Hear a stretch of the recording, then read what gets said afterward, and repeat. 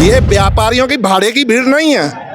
ये यहाँ आए हुए लोग 300 रुपए और पैकेट के नहीं है। ये भीड़ आई है केवल रमेश गर्ग को समर्थन देने।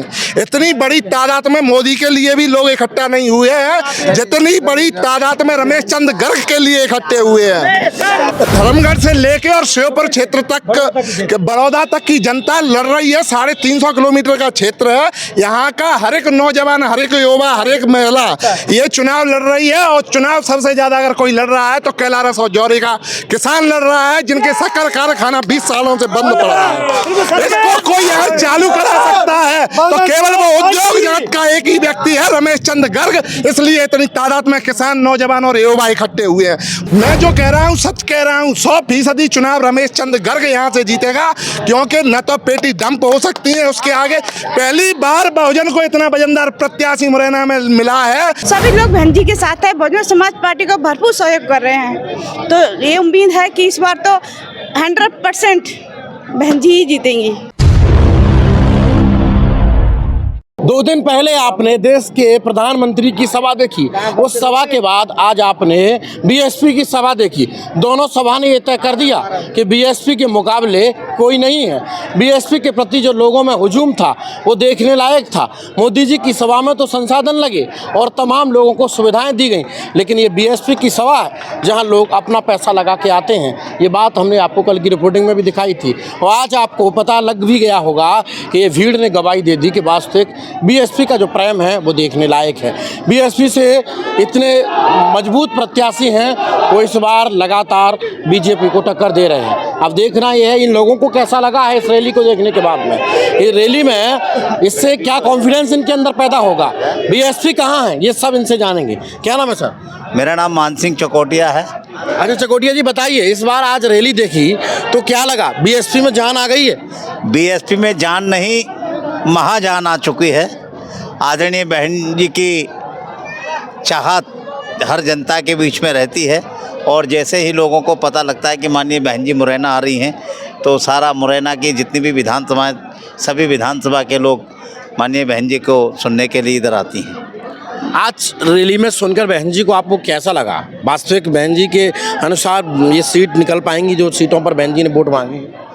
बिल्कुल, सीट ग्वालियर भी लहर इधर मुरैना की पहुंच रही है और इधर भिंड में भी पहुंच रही है। तीनों में बड़े दमदार प्रत्याशी माननीय बहन जी ने इधर दिए हैं और ये पूरा तय हो गया है कि बेशक मोदी कहें 400 पार, हम ये कहते हैं कि बीएसपी 40 पार, और बीएसपी के 40 पार के बगैर मोदी की सरकार नहीं बनेगी। ये स्पष्ट तय आज माननीय बहन जी ने इधर मध्य प्रदेश की चंबल की भूमि मुरैना में ये तय कर दिया है।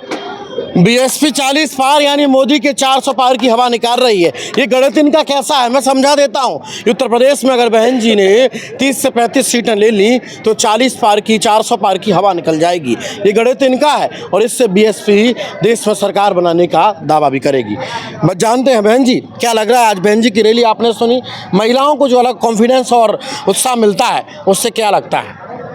आज बहन जी को जब जनता ने सुना, ग्वालियर मुरैना सभी जगह से लोग आए थे, तो महिलाओं में एक अलग से उत्साह होता है कि जब बहन जी आएंगी तो हम लोगों का जीवन और हम लोगों की स्थिति में बहुत सुधार आएगा जो अब है नहीं। लालच से बचेंगी, बच्चों को अच्छी शिक्षा, अच्छा स्कूल और नौकरी के भविष्य की कामना करते हुए सभी लोग बहन जी के साथ है। बहुजन समाज पार्टी को भरपूर सहयोग कर रहे हैं। तो ये उम्मीद है कि इस बार तो 100% बहन जी ही जीतेंगी। इस बार तो बहन जी जीतेंगी। क्या लग रहा है? आज भी ये कांग्रेस के लोग प्रचार करते हैं कि जाटव समाज का वोट तो कांग्रेस के साथ है, संविधान बचाने के लिए जाएगा, तो क्या लग रहा है कांग्रेस संविधान बचाएगी? नहीं, ऐसा तो नहीं है। देखो अभी क्या है कि जो आदमी वोटिंग से पहले कई प्रकार की बातें करता है, लेकिन जब बटन दबाने का समय आता है तो उनको कोई हाथी के अलावा, हाथी चिन्ह के अलावा कोई दिखता नहीं है। तो ये तो आप नकार दो कि कहीं वोट इधर उधर जाएगा। चलिए, वोट के समय तो उनको हाथी दिखता है, बताइए। लेकिन ये है कि इससे नई ऊर्जा जरूर पैदा हो रही है और बीएसपी में जो अच्छा और सुधारों की ज़रूरत है तो और आगे बढ़ेगी पार्टी। और आज बहन जी का जो कार्यक्रम हुआ है, लोग आए उत्साहपूर्वक, आज आगे चल के वो अपने क्षेत्रों में काम करेंगे तो निश्चित सीटें जीतेंगे। चलिए बहन जी के देखने के बाद में कुछ अलग ही कॉन्फिडेंस आया है, क्या लग रहा है इस बार बीएसपी कहाँ है आज की सभा के बाद? देखिए बीएसपी मुरैना में नंबर 1 पे है, नंबर 1 पे प्रत्याशी का नाम भी है। और ये दोनों प्रत्याशी जो विधायक का चुनाव लड़के आए हैं वही लोकसभा का चुनाव लड़ रहे हैं, कांग्रेस से भी और बीजेपी से भी। दोनों का कार्यकाल देखा हुआ है। इधर अपन मुरैना और श्योपुर लोकसभा की बात करें, बहुजन समाज पार्टी को एक नया प्रत्याशी, दमदार प्रत्याशी और बेस्ट बरक का प्रत्याशी। अगर बेस्ट बरक के साथ हमारा बहुजन समाज पार्टी का जो वोट आता है तो बीएसपी को कोई रोकने वाला नहीं है। चलिए पहले नंबर पर रहेंगे प्रत्याशी, पहले नंबर पर ही है जिलाध्यक्ष जी। पहले आप जिलाध्यक्ष रहे हैं बीएसपी के, इस बार क्या लग रहा है? कुशवाहा समाज के नेता तो ये कह रहे हैं जब सिंह जी के भाजपा के साथ है कुशवाहा समाज। देखिए, सिर्फ नेताओं के कहने से कोई समाज किसी के साथ नहीं हो जाता। समाज अब इतना जागृत हो चुका है कि अपना निर्णय वो खुद कर सकता है। उसको आज की स्थितियां प्रदेश और देश में क्या हालात बन रहे हैं उन स्थितियों के बारे में सारे समाज के साथ साथ कुशवाहा समाज इस बात को अच्छी तरह से जानता है। इसलिए वो दिख रहा है कि हमें क्या करना है।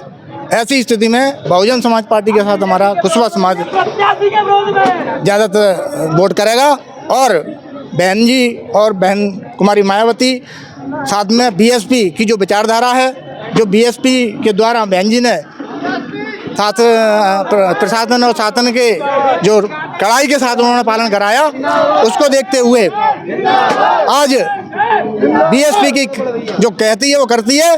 अन्य जो भाजपा और कांग्रेस कथनी और करनी में अंतर है, वो कहते कुछ है करते कुछ नहीं है। चलो बीएसपी की करनी और कथनी एक ही है। अच्छा क्या नाम है भैया, क्या नाम है?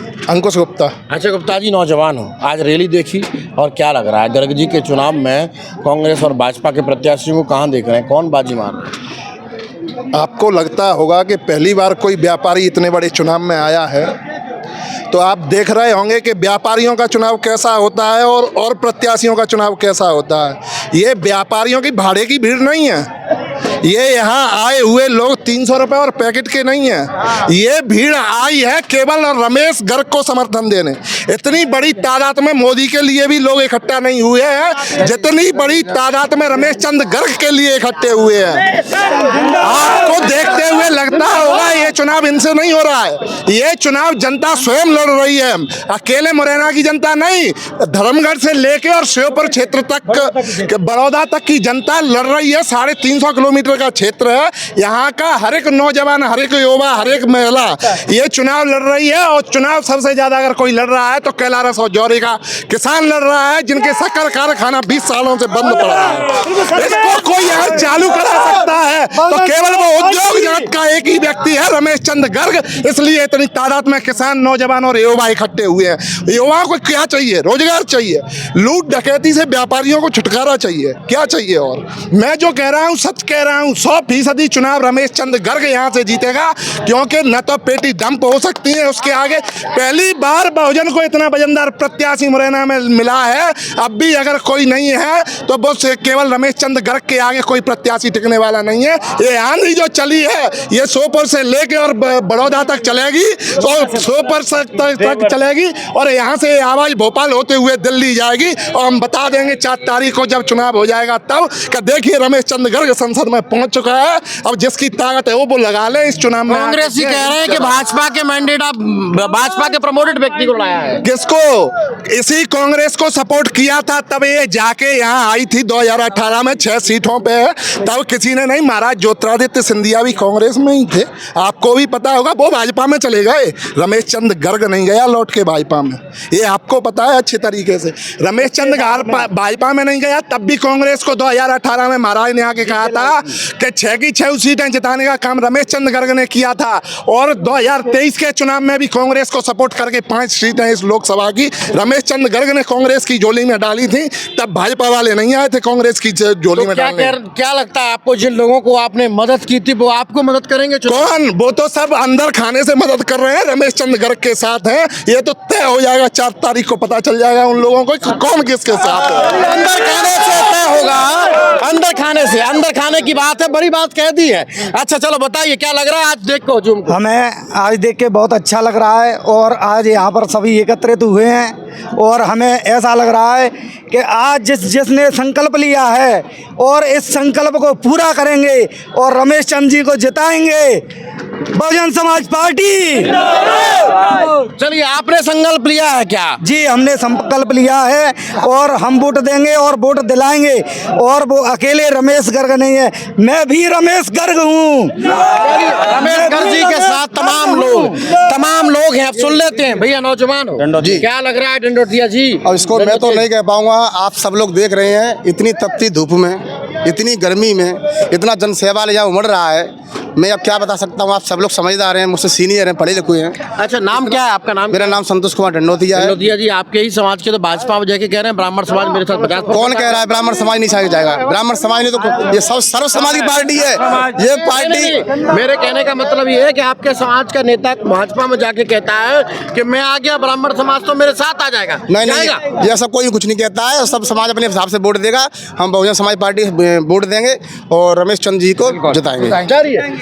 तमाम समुदाय के लोग, चाहे वो बाहर से हो या अंदर के खाने से हो, ये जानकारी दे रहे हैं लोग के अंदर खाने से भी भारतीय जनता पार्टी के लोग भी बसपा को मदद कर रहे हैं या कांग्रेस के भी लोग मदद कर रहे हैं। अगर ऐसा है तो बसपा ने खेल बिगाड़ दिया है सबका, अंदर खाने चित कर दिया है सबको। और अगर ऐसा है तो 4 तारीख के परिणाम में आपको देखने को मिलेगा। तब तक बने रहिए और देखते रहिए कैमरा पर्सन लंकुश के साथ। ब्यूरो रिपोर्ट, लोकनायक न्यूज, मुरैना।